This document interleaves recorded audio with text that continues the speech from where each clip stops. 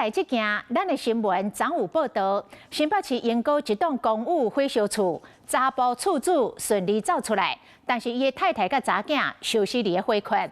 警方调查的结果，竟然是这个查甫厝主放火烧厝，讲伊甲伊的太太讨钱讨无，太太阁甲替想讲你真无路用，伊真生气，转来放火。嫌犯本地已经承认火是伊放的，但是早起阁来反口供，讲伊无放火。即摆是妨用杀人甲公共危险罪移送法办。3楼的透天厝大火，这是彰中道新北市永高的火烧厝，一对母仔囝不幸被烧死。警方调监视器发现讲，案发前，姓杨的厝主无意厝内撞出去，原来伊是放火嫌犯。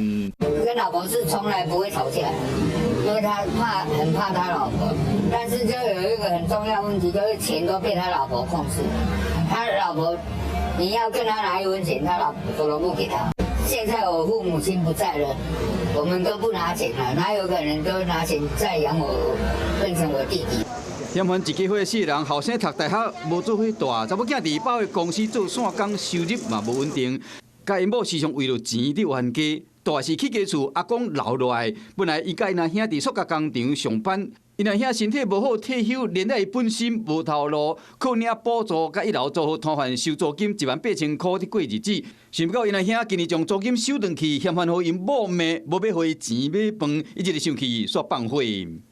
说实话，我不会难过，因为我弟媳她对我们父母亲很不好，以前很不孝啊，都没有煮饭给我父母亲吃啊。最烦恼的就是他不知道要去哪里住。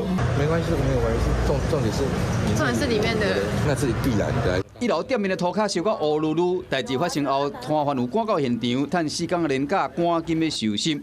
伫众人眼中真客气嫌犯，因为无所谓通开，煞火烧起家厝，毋但厝边真意外，亲人嘛感叹讲为钱引发杀机。